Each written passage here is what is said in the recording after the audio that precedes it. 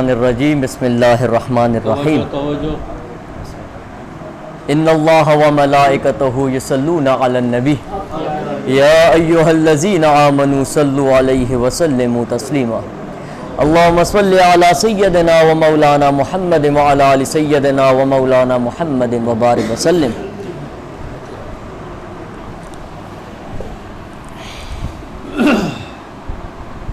قال اللہ تعالی فی القرآن الحمید ان للہ و انا الیہ راجعون. صدق اللہ و مولانا العظیم و صدقہ النبی الکریم رؤوف رحیم. شاہ است حسین بادشاہ است حسین دین است حسین دین پناہ است حسین سرداد ندا دست در دست یزید حقا کے بنا لا الہ است حسین. امام علی مقام جگر گوشہ بطول نور نظر مصطفیٰ بلکہ نور عین مصطفیٰ اور مولا علی الکرم اللہ تعالی وجہ الکریم کے دل کے چین. ایک مرتبہ امام علی مقام اور امام حسن مجتبیٰ دونوں شہزادے چھوٹے تھے. مسجد نبوی میں حضور نبی کریم صلی اللہ تعالی علیہ وآلہ وسلم خطبہ دے رہے تھے. دونوں شہزادے کھیلتے ہوئے مسجد نبوی میں داخل ہو گئے. اب بہت عجیب سی بات ہے، نبی کی سوچ میں صرف خدا ہوتا ہے. نبی کلام بھی کرتا ہے تو اس کو دیکھ کے کرتا ہے، اس کی وحدت کو بیان کرتا ہے. حضور قبلہ مولوی سرکار فرماتے تھے کہ حضور علیہ الصلوۃ والسلام اپنی طرف سے کوئی عمل نہیں کرتے تھے، در حقیقت رب ان سے کرواتا تھا، وہ عمل ان کا اپنا نہیں ہوتا تھا. اب حضور علیہ الصلوۃ والسلام خطبہ دے رہے ہیں، تمام صحابہ تشریف فرمائے. امام حسن اور امام حسین مسجد نبی میں کھیلتے ہوئے داخل ہو گئے. حضور خطبے کے دوران اپنے نواسوں کی طرف متوجہ ہو گئے. صحابہ نے ان کو چپ کرانے کے لیے روکا. حضور نے خطبے میں کہا ان کو مت روکو. اللہ، حضور نے کیا کیا؟ خطبے میں کیا فرمایا کہ ان کو مت روکو، آنے دو ان کو. حضور علیہ الصلوۃ والسلام نے اپنے منبر کو چھوڑ دیا اور امام حسن اور امام حسین کو گود میں لیا اور پھر منبر کے اوپر تشریف فرما ہو کے خطبہ شروع کر دیا. اللہ اکبر. بتانے کا مقصد اس عمل کا کیا تھا کہ ان دو شہزادوں کی محبت میرے دین کو مکمل کرتی ہے. اگر ان کی محبت تمہارے دل میں نہیں ہے تو جان لو تم مجھے جانتے بھی نہیں. اللہ اکبر. حضور خطبہ دے رہے ہیں، خطبہ نبی کا ہے، توجہ کس کی طرف ہے؟ امام حسن اور امام حسین کی طرف ہے. حضور علیہ الصلوۃ والسلام عبادت میں ہے، نماز پڑھ رہے ہیں، سب کو معلوم ہے یہ بات، لیکن سمجھنے کی بات یہ حب امام علی مقام اور امام حسن مجتبیٰ کو اپنے سینے میں رکھو. جب یہ محبت سینے میں آئے گی تو ایمان مکمل ہوگا. حضور سجدے میں ہے، امام حسین علیہ السلام آپ کی پشت کے اوپر سوار ہو جاتے ہیں. اللہ اکبر. امام حسین آپ کی پشت کے اوپر سوار ہو جاتے ہیں. حضور علیہ الصلوۃ والسلام اپنے سجدے کو طویل کر دیتے ہیں. خیال میں کون ہے؟ امام علی مقام ہے. سجدہ کس کا ہو رہا ہے؟ اللہ کا سجدہ ہو رہا ہے. لیکن خیال کس کی طرف ہے؟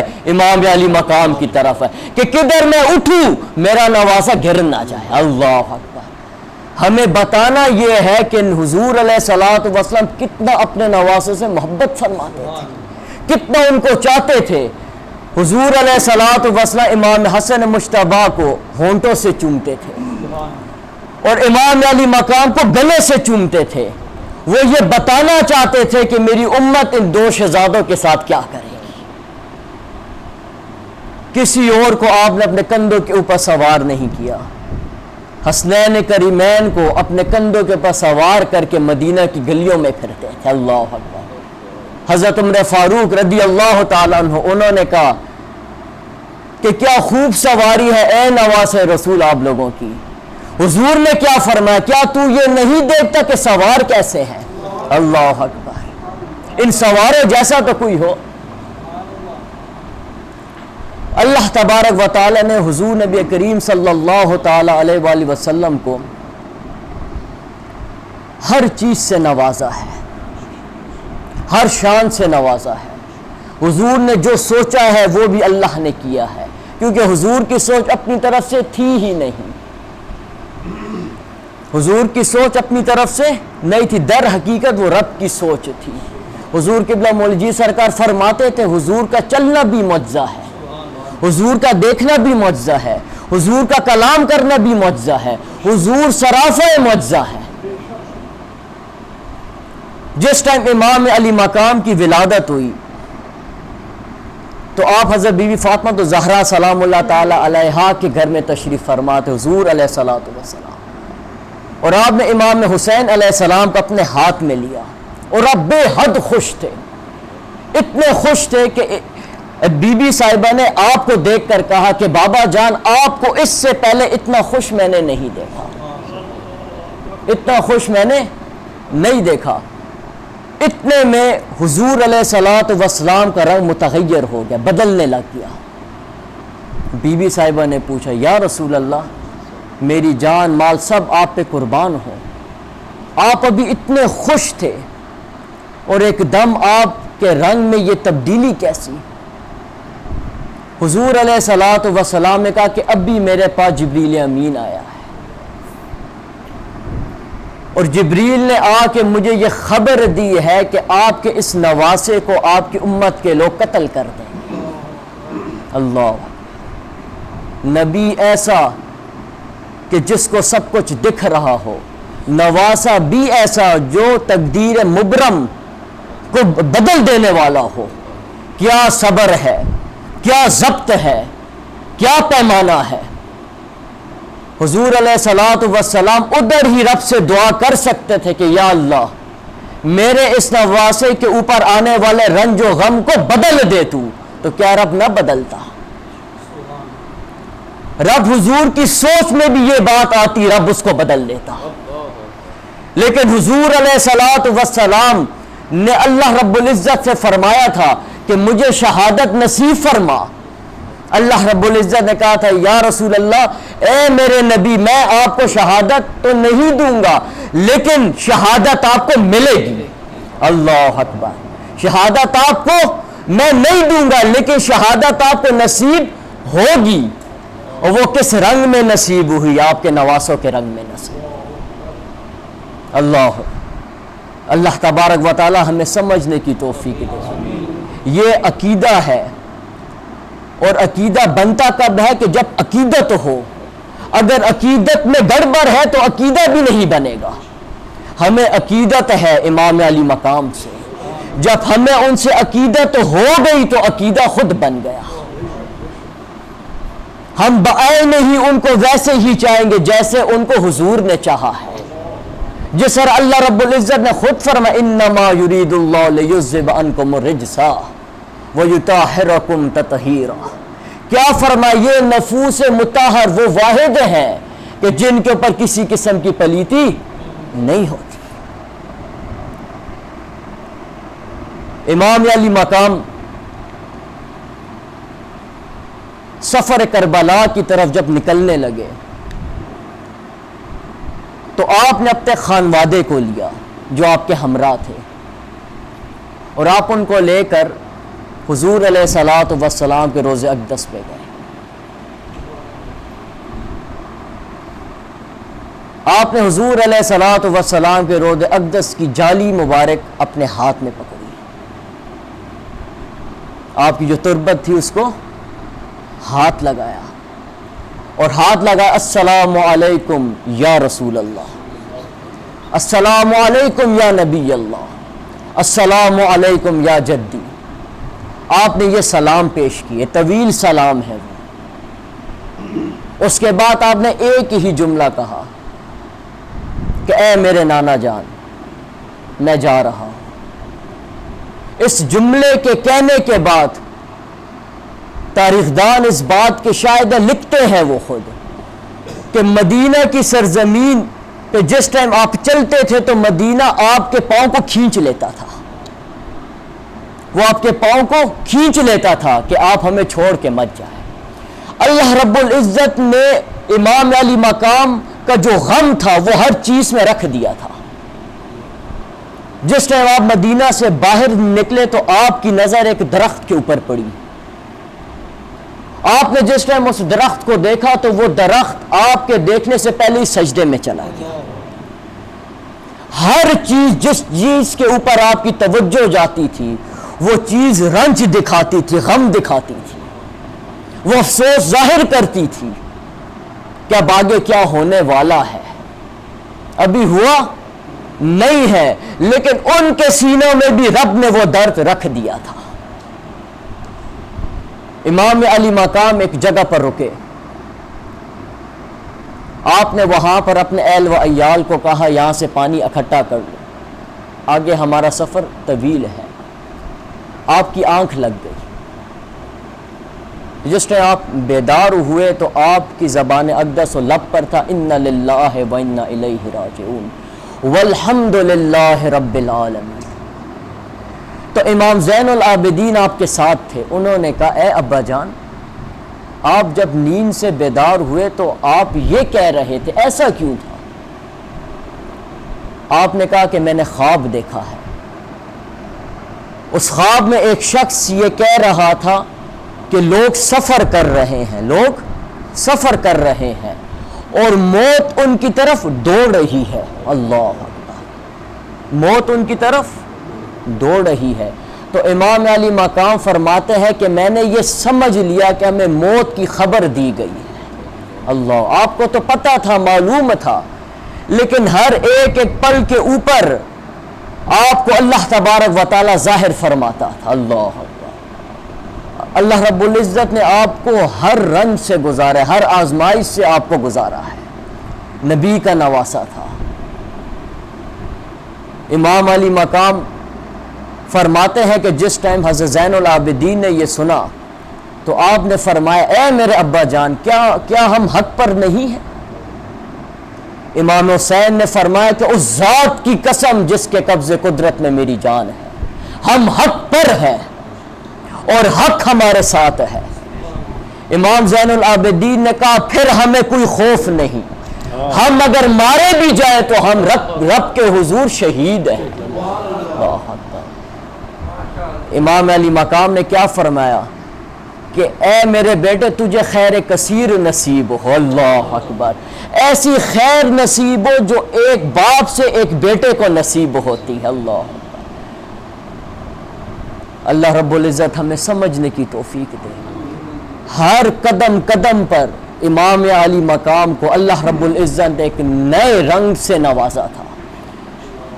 جس طرح آپ میدان کربلا کے قریب تھے تو زہیر بن کین آپ کا ایک رفیق تھا، ساتھی تھا، تو حر نے جب آپ کا محاصرہ کیا تو آپ نے وہاں پہ خطبہ دیا۔ ایک خطبے میں آپ نے یہ کہا کہ میں اپنی جانب سے نہیں آیا، مجھے تم لوگوں نے خطوط لکھے ہیں کہ ہمیں امام کی ضرورت ہے، ہم فسق و فجور میں پڑ چکے ہیں، ہمیں اللہ کی توحید بھول چکی ہے، ہم حضور کے دین کو بھول چکے ہیں، ہمیں کوئی ایسا بندہ چاہیے اور ہمیں آپ ہی دکھے، ہمیں آپ ہی دکھے اور آپ کو ہم نے بلایا ادھر۔ آپ نے زہیر بن قیس کو کہا، کین کو کہا کہ جاؤ اور وہ جتنے خطوط ہیں 40,000 کی مقدار میں وہ تھیلے لے کر آؤ۔ تھیلے لیے آپ نے اور حر کے سامنے پھینک دیے، کہا پڑھ اس کو۔ حر نے کہا کہ یہ خطوط ہم نے نہیں لکھے، یعنی ایک منصوبہ تھا پورا، ایسے لوگوں کو منتخب جو ہے کیا گیا کہ جو آپ کو بلائے، اور پھر ان لوگوں کو بھیجا گیا کہ جن لوگوں کو یہ معلوم ہی نہیں تھا کہ یہ ہے کون، لیکن در حقیقت امام علی مقام سب کو جانتے تھے کہ کیا کیا میرے ساتھ ہوگا. یہ رستے کی رکاوٹیں تھی جو آپ کو روک نہیں سکتی تھی. جس ٹائم آپ نے وہاں پر دوسرا خطبہ دیا تو حر کا دل نرم ہو گیا. حر نے کہا حضور ہم آپ کو خود ایک حفاظتی مقام پر چھوڑ آتے ہیں. اس گاؤں کا نام تھا حکر.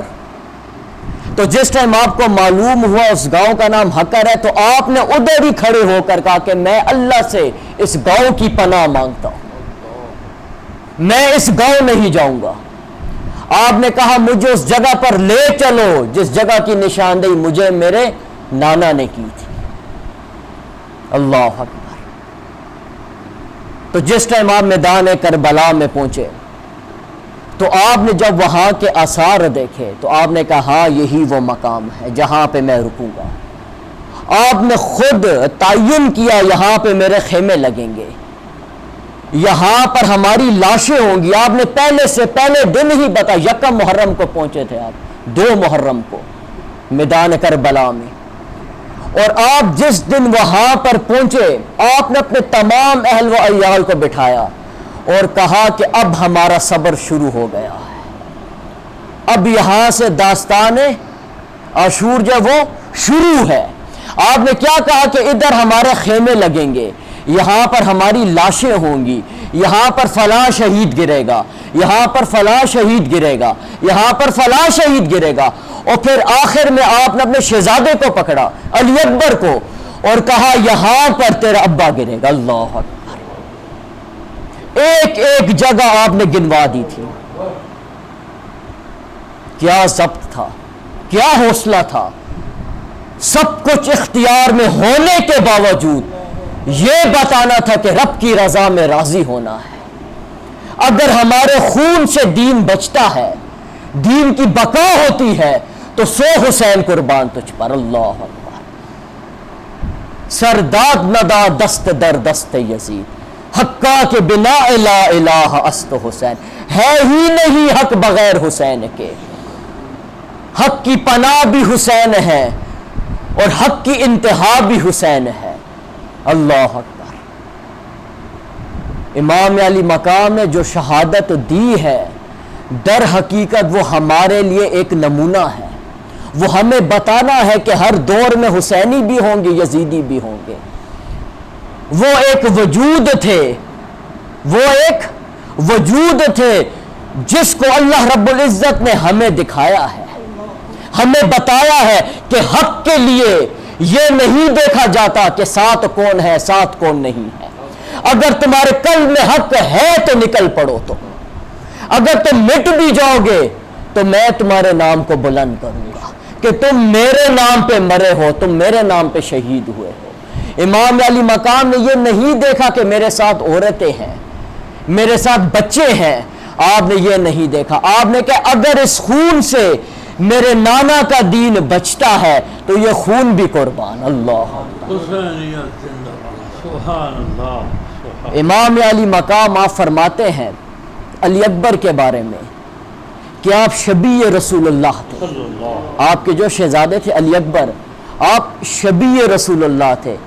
آپ کے چہرے کے اوپر نقاب رکھتے تھے اور آپ فرماتے تھے کہ جب مجھے حضور کے دیدار کی طلب ہوتی تھی تو میں اپنے شہزادے کو بٹھا دیتا. اللہ اکبر. اور ان کے چہرے میں میں حضور کے چہرے کو دیکھتا. اللہ. وہ لوگ کہ جن کے اندر لعاب دہن رسول اللہ ہو, مولا علی کا خون ہو, ان کے لیے یہ فوج گرد برد تھی, ان کے لیے یہ فوج کچھ معنی نہیں رکھتی تھی. اگر وہ چاہتے, وہ اپنے اختیار میں لاتے تو یہ فوج ریزہ ریزہ ہو جاتی, کربلا کی مٹی کے ساتھ ہی مٹی ہو جاتی. لیکن کوئی راز تھا. ایک راز ہمارے سامنے ہے اور ایک راز پنہا ہے جو انہی کو معلوم ہے کہ وہ راز کیا تھا, جس راز کے لیے اتنی بڑی قربانی دینی پڑی. وہ راز اگر معلوم ہے تو اولیاء اللہ کو معلوم ہے, اللہ کے ان لوگوں کو معلوم ہے جو لوگ اپنے عمل سے اس کردار کے اوپر اور اس کردار کو جانتے ہیں. اللہ رب العزت ہمیں سمجھنے کی توفیق دے، جاننے کی توفیق دے۔ ایک بات اس میں کروں گا کہ جس ٹائم امام علی مقام کا سر اقدس نیزے کے اوپر بلند کیا تو اس ٹائم تاریخ دان لکھتے ہیں کہ اندھیرا ہو گیا تھا، دوپہر کا وقت تھا، اور اللہ رب العزت نے ہر جگہ تاریخی کر دی تھی، کچھ دکھتا نہیں تھا۔ لیکن حد ہے ان لوگوں کے اوپر کہ اتنا کچھ دیکھنے کے باوجود بھی ان کو کچھ سمجھ نہیں آئی کہ ہم کر کیا رہے ہیں۔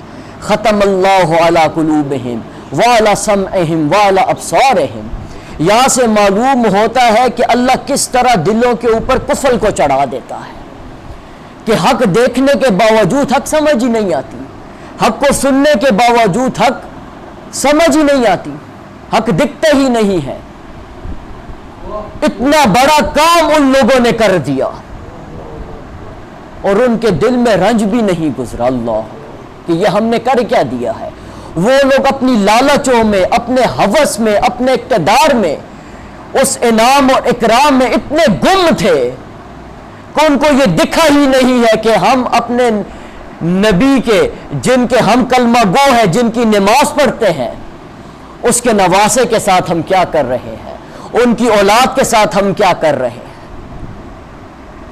اللہ رب العزت ہمیں امام علی مقام کے عشق اور محبت میں رکھے، اور یہی عقیدہ جو اہل سنت و جماعت کا ہے وہی عقیدہ ہمیں نصیب فرمائے، اور یہ نسبتیں اور یہ مجلسیں ہمیں نصیب فرمائے، تاکہ ہمارا عقیدہ اور ان کے ساتھ ہماری جو مودت ہے، محبت ہے، یہ اسی طرح بڑھتی چلی جائے، اور ہماری اولاد میں بھی یہ محبتیں رہے، اور اسی طریقے کے اوپر یہ کارواں جو ہے جاری اور ساری رہے۔ وما علینا الا اللہ اکبر، رسالت یا رسول اللہ،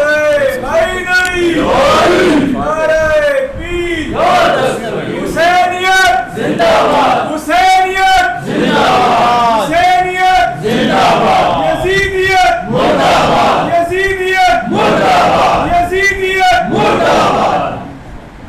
حب آل بیت زندہ باد، حب اہل بیت زندہ باد، حب آل بیت زندہ باد، حب آل محمد زندہ باد، حب آل محمد زندہ باد، حب آل محمد زندہ باد۔